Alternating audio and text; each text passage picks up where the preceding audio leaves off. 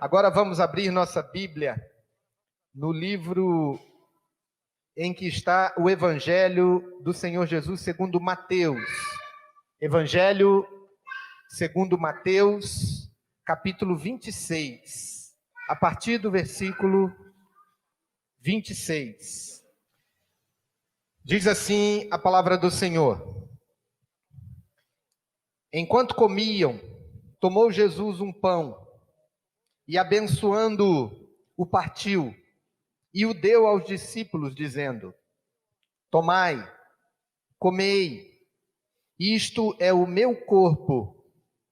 A seguir tomou um cálice e, tendo dado graças, o deu aos discípulos, dizendo: Bebei dele todos, porque isto é o meu sangue, o sangue da nova aliança, derramado em favor de muitos, para a remissão de pecados.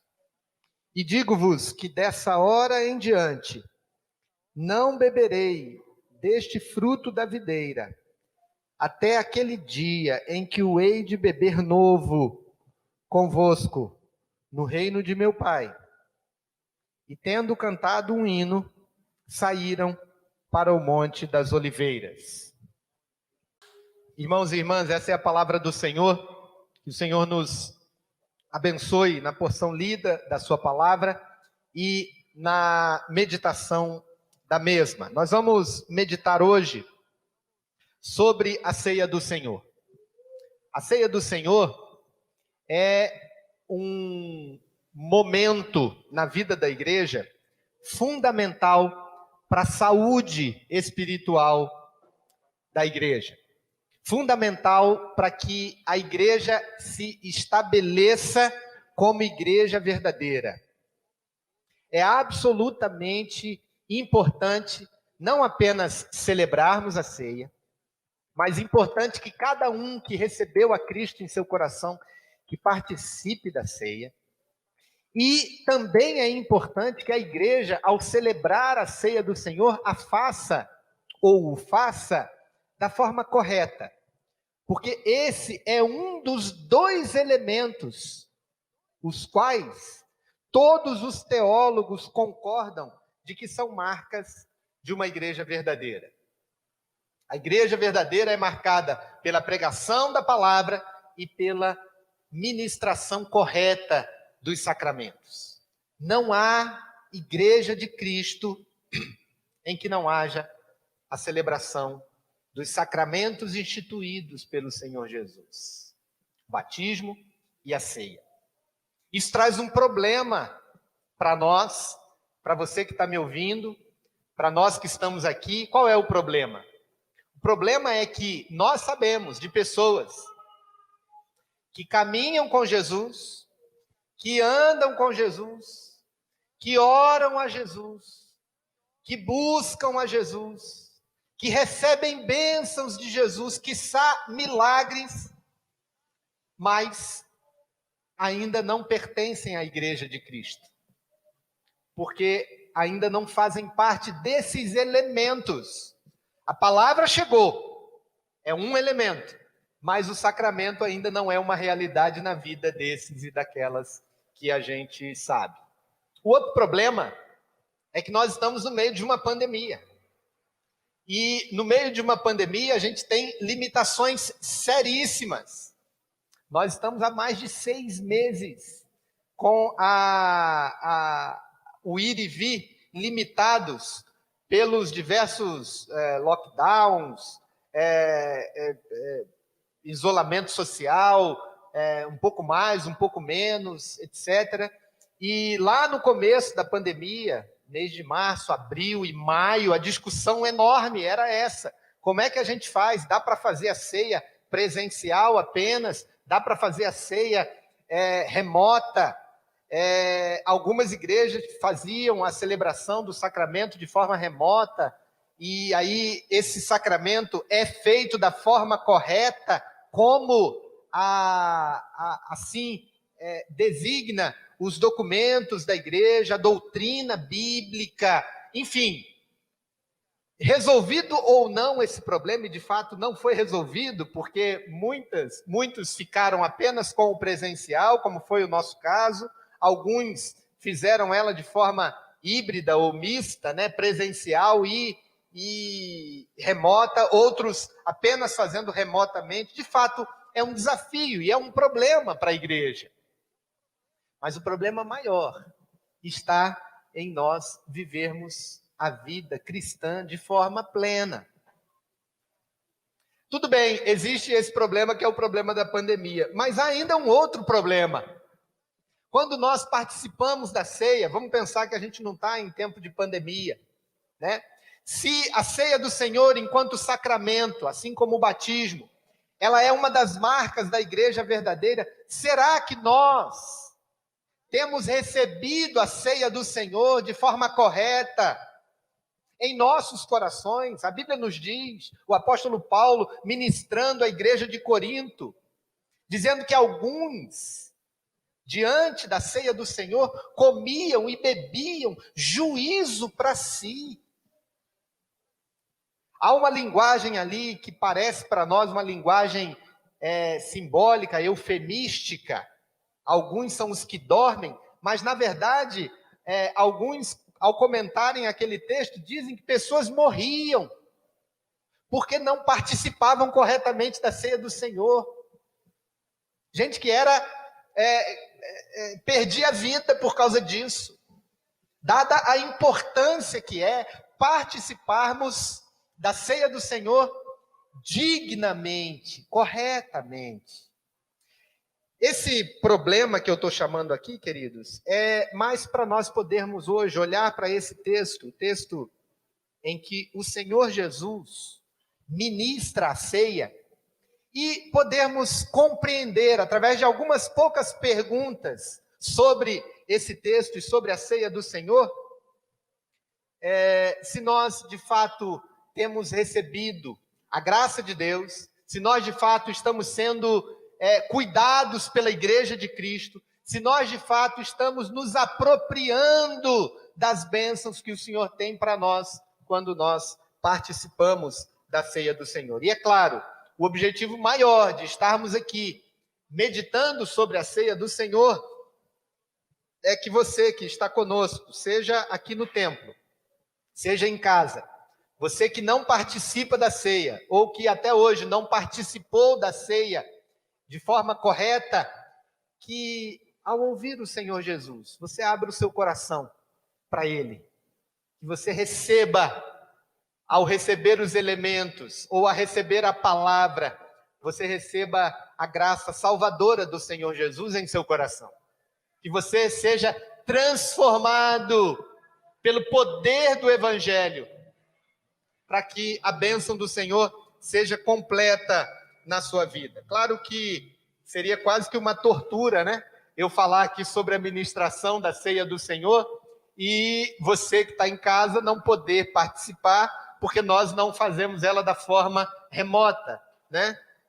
E ao convidá-lo a participar da ceia, eu estaria aqui cometendo uma injustiça com você que está em casa. Mas não é essa a intenção. A intenção é, de fato, disciplinarmos o nosso coração. E tudo na vida cristã, queridos, começa com uma atitude, com uma decisão do coração. Tudo aquilo que recebemos do Senhor, tudo aquilo que vivemos na presença do Senhor, começa inicialmente com o ato de Deus em nos oferecer, mas o ato nosso também de abrir o coração, de deixar a fé cumprir o seu propósito em nosso coração e dizer sim para o Senhor. Então, o nosso objetivo é que você, aqui no templo, você que está em casa, diga sim para o Senhor Jesus e para aquilo que Ele instituiu, que é a ceia do Senhor.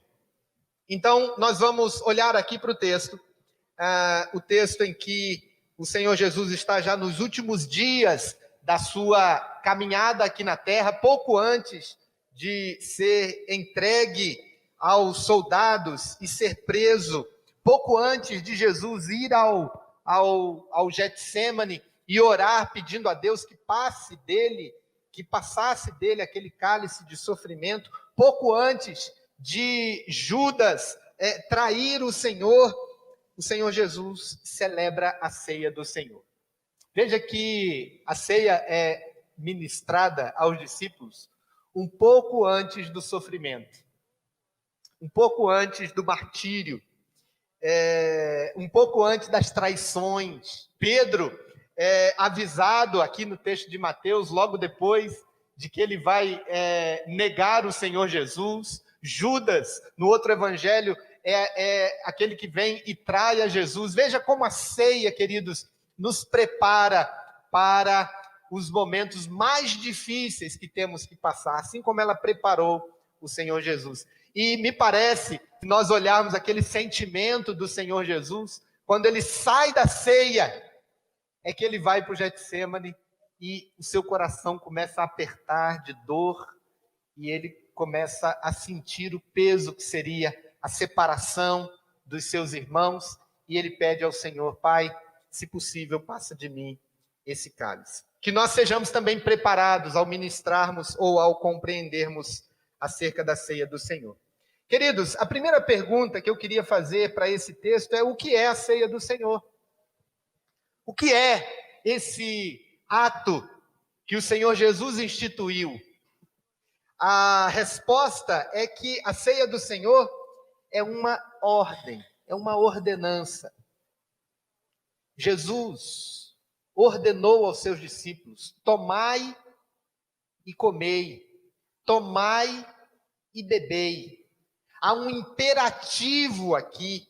O Senhor Jesus está mandando que os seus discípulos partissem o pão e bebessem o cálice e continuassem fazendo isso até que ele novamente ministrasse a eles e a nós no reino vindouro.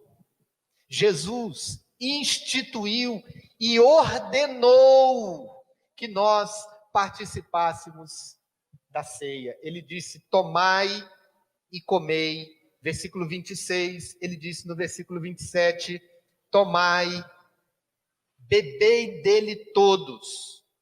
É a vontade de Jesus que nós participemos do pão e do cálice. É uma ordenança de Jesus para a sua vida, meu querido, minha querida, que está me ouvindo. Que você também participe dessa celebração. Jesus não dá opção à sua igreja entre participar ou não da ceia.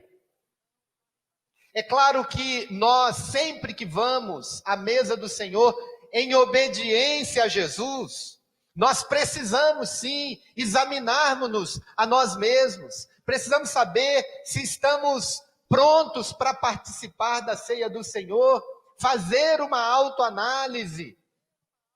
Mas precisamos tomar e comer. Bom, se a gente faz uma autoanálise e a gente descobre, por exemplo, que nós não somos dignos de estar diante de Cristo, diante do corpo de Cristo, diante do sangue de Cristo, que Ele instituiu para nós, porque a gente pecou. A Bíblia nos diz que nós devemos nos examinar a nós mesmos e comer do pão e beber do cálice. Ora, se a gente tem que se examinar, será que a gente não pode se excluir? Mas se a gente se excluir do pão e do cálice, não é Jesus que mandou?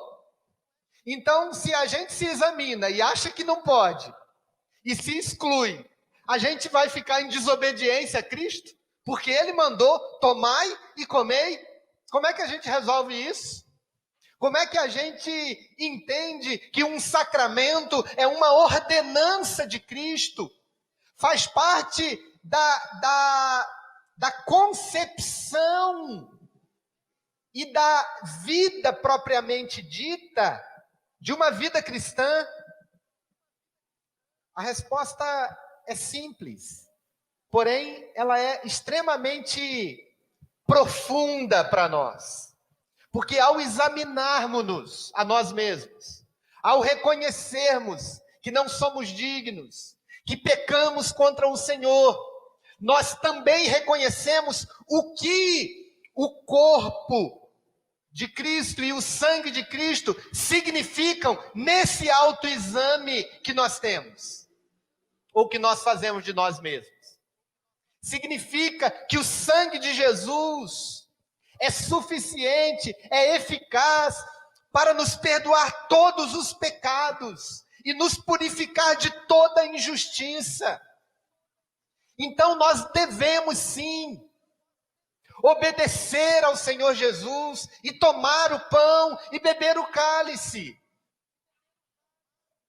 Por causa da morte de Cristo na cruz, essa que aconteceria aqui poucos tempo depois, horas depois, daquilo que Jesus viria a fazer por nós, por causa desse sacrifício, nós devemos ir até o Senhor Jesus, pedir perdão pelos nossos pecados e tomar o pão e beber o cálice. Nós não podemos ficar sem a ceia. Nós não podemos seguir a vida cristã sem participar do pão e do cálice. Se você se analisa como alguém que é indigno de participar da ceia, você está certo. Mas falta você analisar e fazer a conta, ou seja, considerar, conforme o apóstolo Paulo fala em Romanos, considerar que Jesus Cristo morreu justamente para nos tornar dignos de participar da ceia. Portanto, a ceia do Senhor como sacramento, ela é um sacramento, ela é uma ordenança, ela é uma ordem de Jesus para nós, para o nosso bem espiritual, para a nossa vida diante dele. Tomai e comei. A segunda pergunta que eu quero fazer para o texto é: quais são os elementos da ceia e o que eles significam? Como é que é a ceia correta, né? Como é que é a ceia adequada? O que precisa ter enquanto elementos para que a ceia seja considerada válida, né? Ela precisa ter o pão e precisa ter o fruto da videira. O Senhor Jesus tirou do uso comum um pedaço de pão numa ceia, num jantar, e disse: isto é o meu corpo que é dado por vós. Jesus abençoou e partiu e disse: isto é o meu corpo. Pois bem, o que significa tomarmos o pão e entendermos que o pão é o corpo de Cristo? Significa que nós nos identificamos com Cristo. Significa que o Senhor se entregou por nós. Significa que não há nada que nós pudéssemos fazer por nós mesmos que fosse mais importante do que essa entrega de Jesus por nós. E essa entrega do corpo de Cristo por nós é suficiente para nós nos desvencilharmos de qualquer barreira, de qualquer impedimento que possamos ter para argumentar de não participar da ceia. O Senhor Jesus disse: isto é o meu corpo que é dado por vós. No Evangelho de João, no capítulo 6, a partir do versículo 53, o Senhor Jesus nos mostra alguns elementos ou alguns aspectos de tomarmos o corpo, ou de comermos o corpo, ou de nos alimentarmos espiritualmente do corpo de Cristo. Primeiro ele diz que se nós não nos alimentarmos do seu corpo, nós não temos vida em nós mesmos. Ele diz: se não comerdes a carne do Filho do Homem, não tens vida em vós mesmos. Eu estou falando aqui do texto de João, capítulo 6, versículos 53 a 58. Então, quando o Senhor Jesus fala dessa vida, nós podemos entender que a mesma vida que ele falou um pouco antes, quando ele disse, no capítulo 8, eu vim para que tenham vida e a tenham em abundância. Portanto, a vida em Cristo é uma vida que só é possível nele e quando nós participamos do seu corpo. Se a gente não participa do corpo de Cristo, a gente não tem vida em nós mesmos, porque a nossa vida está em comermos, aí a expressão, né, comermos a carne do Filho do Homem. Isso espiritualmente é importante que se diga, talvez não hoje, com o mesmo problema que houve lá nos anos 50, 60, depois de Cristo, e quando o Império Romano acusou os cristãos de serem canibais, né? Porque comiam o corpo e bebiam o sangue. Isso é fato histórico, né? A igreja, um dos motivos de perseguição da igreja era que eles estavam sendo acusados de canibalismo. Claro que nós, quando falamos aqui comer a carne do Filho do Homem, estamos falando no sentido espiritual. Parece um pouco absurdo a gente explicar isso, mas a história não nos deixa enganar de que qualquer motivo, né? Hoje em dia, principalmente, qualquer motivo para uma interpretação não adequada é motivo para grandes problemas, né? Então, o Senhor Jesus diz que nós não temos vida se nós não comermos a sua carne. Mas ele diz também que se a gente comer a carne do Filho do Homem, nós temos a vida eterna. Ou seja, participar do corpo significa também termos acesso à vida eterna. Essa vida eterna, ela tem a perspectiva tanto futura quanto presente. A vida abundante que o Senhor Jesus nos dá, ela tem a dimensão presente, porque nós vivemos aqui não apenas firmado no que a vida aqui significa, mas também tem a perspectiva eterna, ou seja, a confirmação de todas as promessas que recebemos aqui, na vida abundante, na vida que hoje é melhor, porque temos essas promessas, se concretiza na eternidade. E um terceiro aspecto que o Senhor Jesus fala sobre o seu corpo, quando em João, no capítulo 6, ele fala que aquele que come da minha carne e bebe do meu sangue, permanece em mim e eu nele. Permanece em mim e eu nele. O Senhor Jesus está nos ensinando que ao participarmos do pão, que significa o seu corpo, nós temos comunhão com ele. Nós vamos até Jesus, ou Jesus vem até nós, e nós permanecemos nele. Veja que promessa extraordinária está, queridos, em nós permanecermos em Cristo.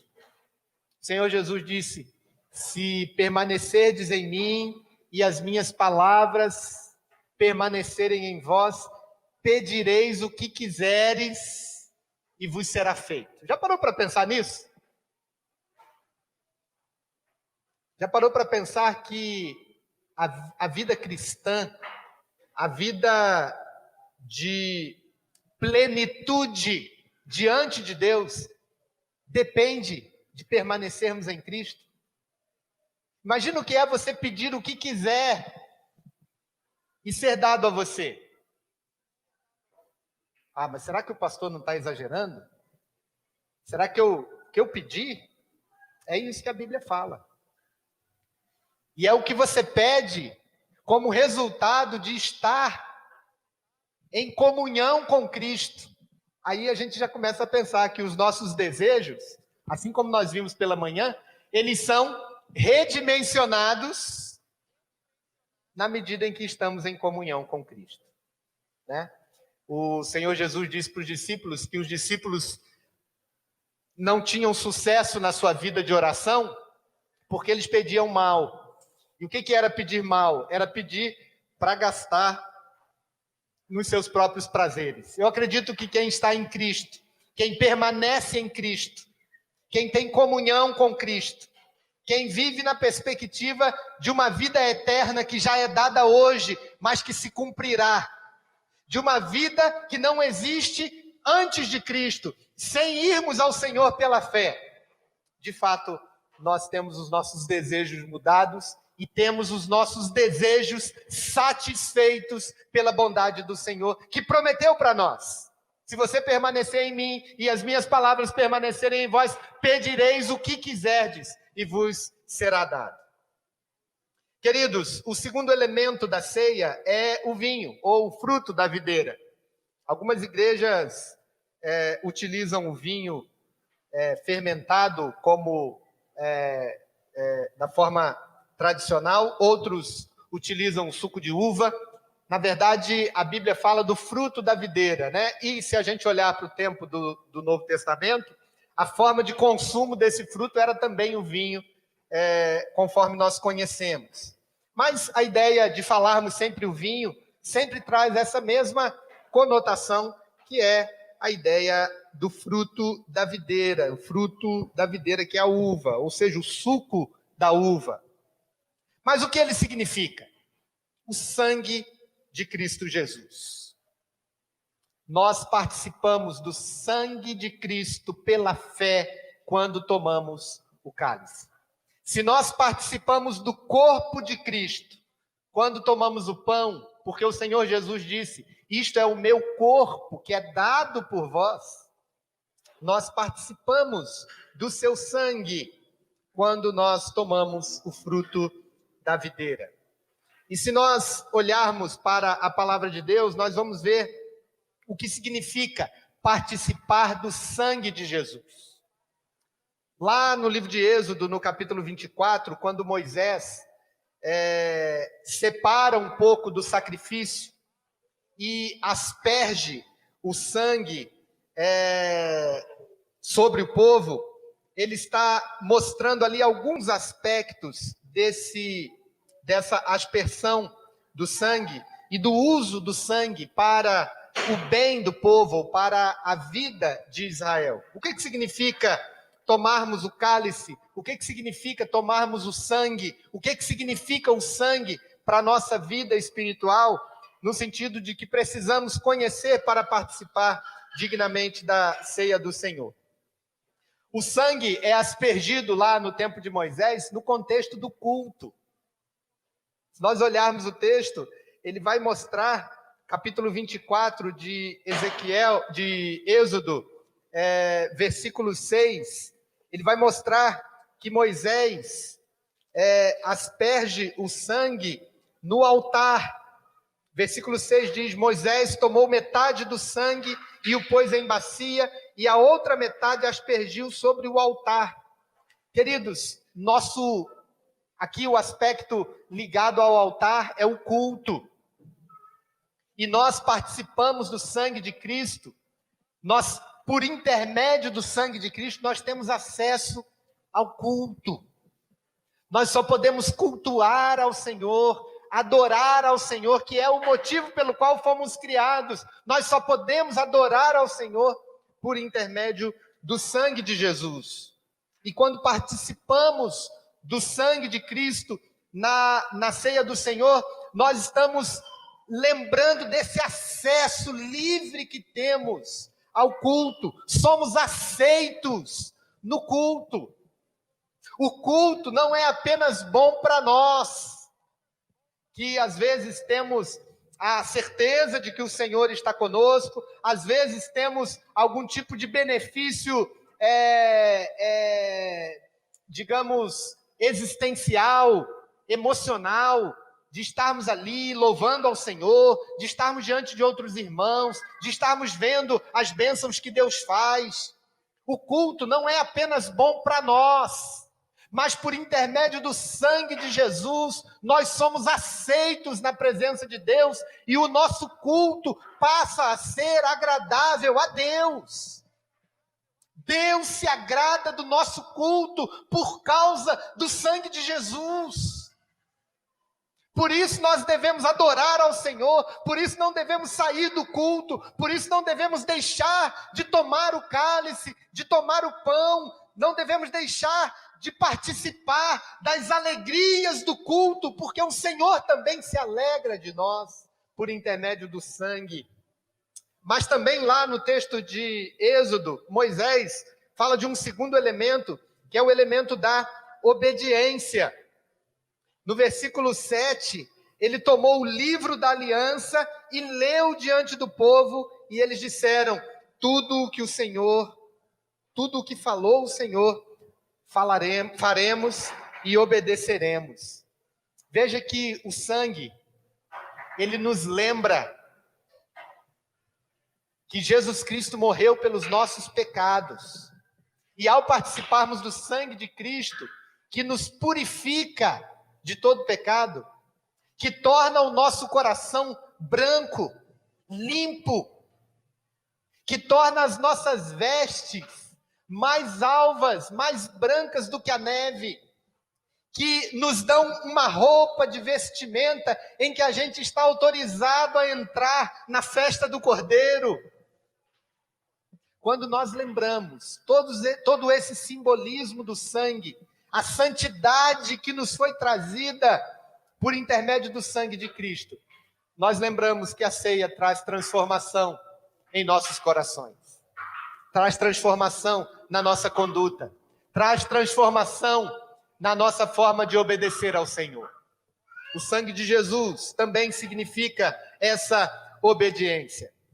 E, por último, o sangue significa o perdão dos pecados. E o próprio texto de Mateus, no capítulo 28, diz que o sangue é o sangue da nova aliança, derramado em favor de muitos, para a remissão de pecados. O sangue de Cristo transforma o coração. A gente precisa se apropriar disso. A gente precisa lembrar, quando participamos da ceia do Senhor, que a gente se torna totalmente limpos para Deus e diante de Deus. O perdão não é um mero passar a mão pela cabeça e dizer: tudo bem, você errou, mas eu não ligo. Não. O perdão que há no sangue é um perdão que redime, que transforma, que decreta que não há mais impureza, que não há mais sujeira, que não há mais treva, que não há mais pecado. O sangue de Cristo, ele foi derramado para a remissão de pecados. Você vai tirar o pecado para que eu possa aceitar o meu povo, como se essa é exatamente a expressão da missão do sangue de Cristo. Ele tira o pecado do mundo. Ele transforma o coração sujo em um coração limpo. Portanto, queridos, esses são os elementos da ceia: o pão e o vinho. O pão significando o corpo e o vinho o sangue. Mas há um outro elemento aqui no sangue que eu queria lembrar, que o Senhor Jesus diz que esse sangue é de uma aliança nova, de uma nova aliança. Conforme ele diz, derramado em favor de muitos para a remissão de pecados. Quando o Senhor Jesus fala da nova aliança, ele está relembrando a aliança inicial, a aliança de Deus com o povo, em que Deus dizia: eu vou ser o seu Deus, você vai ser o meu povo, você vai me obedecer e eu vou te abençoar. A nova aliança, conforme o profeta Jeremias nos diz no capítulo 31, ela tem alguns elementos que de fato são novos, comparado com aquele do anterior. Os elementos são que o profeta diz que na mente ele nos inscreveria a sua lei e em nosso coração lhes inscreveria com o sangue de Cristo. Veja que agora pela nova aliança no sangue, porque somos perdoados pelo Senhor, nós podemos viver em plena comunhão com o Senhor, num relacionamento com o Senhor. Essa ideia vem muito à minha mente quando eu leio o texto de Jeremias, capítulo 31, versículo 31, quando ele diz que ele estabeleceria uma nova aliança com o seu povo. E essa aliança não escrita em tábuas de pedra, mas escritas com letras de sangue. É como se fosse um transplante, né? Você tinha um tipo de coração, um coração que não conhecia o Senhor, agora você tem um novo coração, um coração que é do Senhor Jesus, é o sangue da nova aliança. O texto nos fala, queridos, sobre a abrangência desse sacrifício de Cristo na cruz. Será que a ceia, ela deveria ser ministrada a todos? Será que a ceia deveria ser dada a todas as pessoas do mundo? Será que o sangue de Jesus foi derramado para todos? O próprio Senhor Jesus disse que não. Ele disse que é para muitos, mas não é para todos. Qual é, então, a abrangência da ceia do Senhor? Primeiro, é para muitos. Ou seja, nós temos a tarefa de, ao recebermos a ceia, ao recebermos a mensagem do Evangelho, nós também entregarmos. Porque há muitos ainda que devem vir e participar da ceia conosco. Há muitos que ainda não compreenderam a mensagem do Evangelho. Há muitos que não conhecemos, que são escolhidos do Senhor, que vão ter a fé colocada no coração quando ouvirem a palavra. Ela é para muitos, mas ela não é para todos.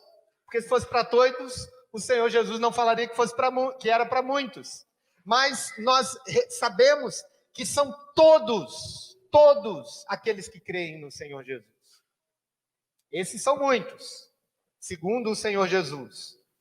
Mas são apenas esses que têm acesso à ceia do Senhor. Por isso que há uma abrangência, mas também uma restrição. Porque não faz sentido você participar da ceia do Senhor se você não tiver comunhão com Cristo, com o corpo de Cristo. A igreja de Cristo é o seu corpo.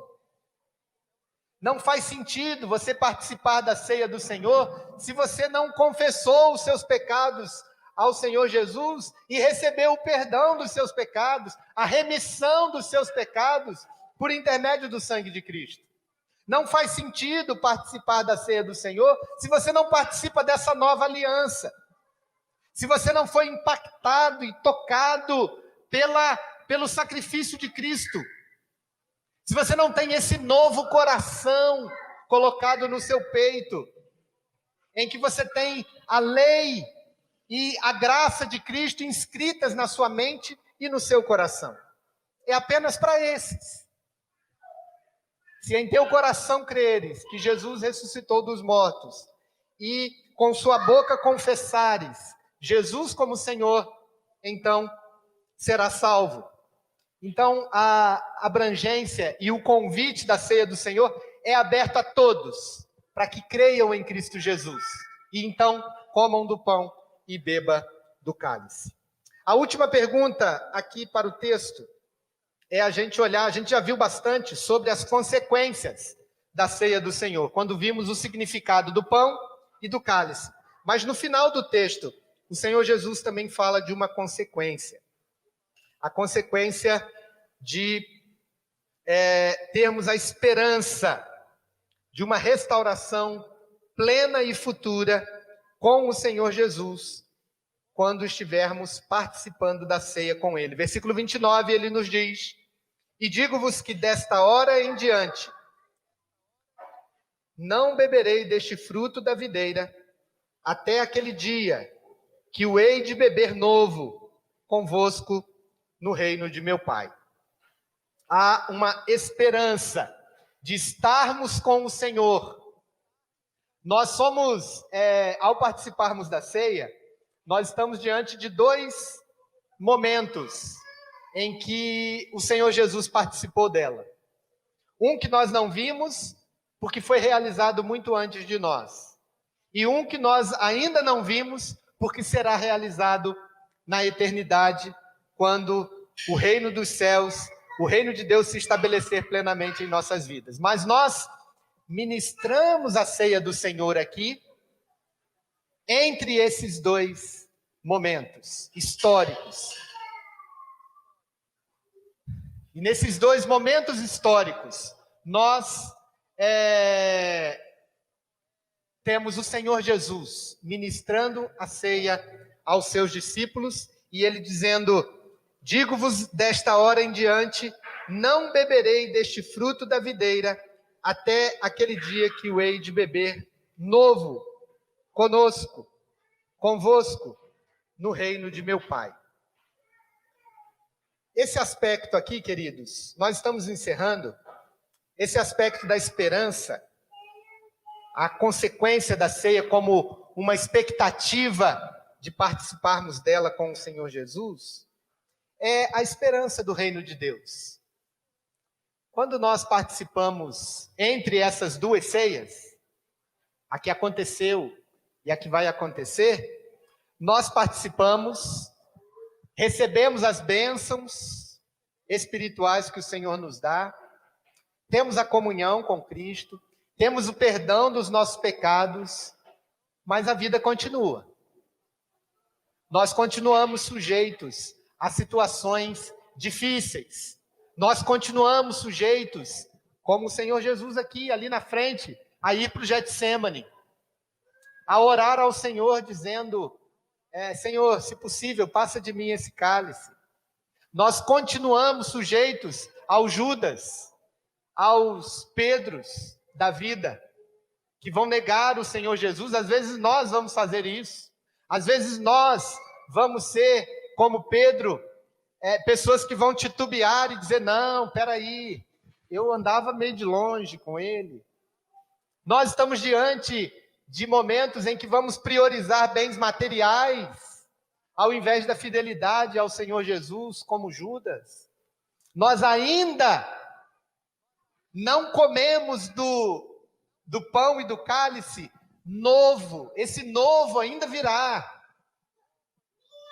Nós não podemos esquecer que a vida cristã é uma vida de alegria e de plenitude aqui, na perspectiva de uma glória e plenitude eternas no céu.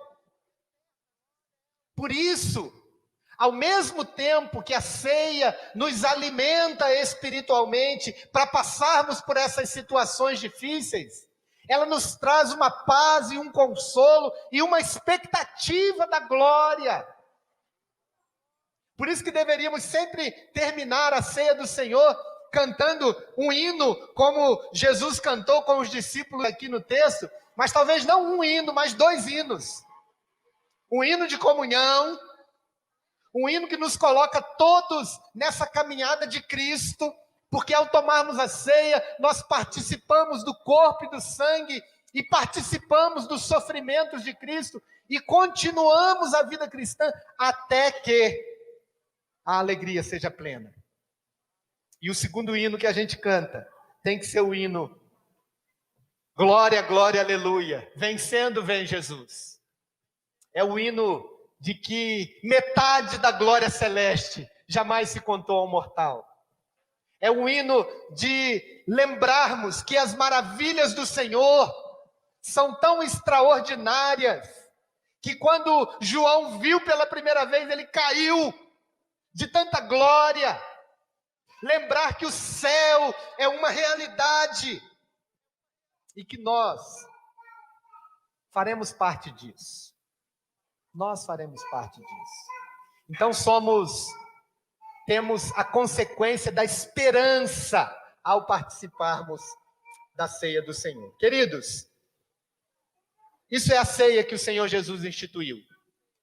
É uma ordenança, não podemos ficar de fora. Ela é constituída, ela tem os elementos do pão e do cálice, que significam a comunhão com Cristo, com o seu corpo, e o perdão dos nossos pecados pelo seu sangue, a obediência à sua lei e um novo relacionamento, uma nova aliança com Cristo. Ela é limitada àqueles que creem. Se você ainda não abriu o seu coração para Jesus, você precisa fazer isso, para você participar da igreja de Cristo, de forma plena, de forma total, para que você seja abençoado também de forma plena. E por mais que você seja abençoado aqui, nós ainda estaremos sujeitos ao pecado. Ainda estaremos sujeitos às contradições humanas. Mas nós vamos tomando a ceia, com perdão dos nossos pecados, com a comunhão com Cristo, até que tomemos o novo com Ele na glória. Que o Senhor nos abençoe. Que o Senhor nos alimente espiritualmente. Que o Senhor nos dê a graça de podermos participar e sermos abençoados com a ministração da ceia do Senhor. Amém.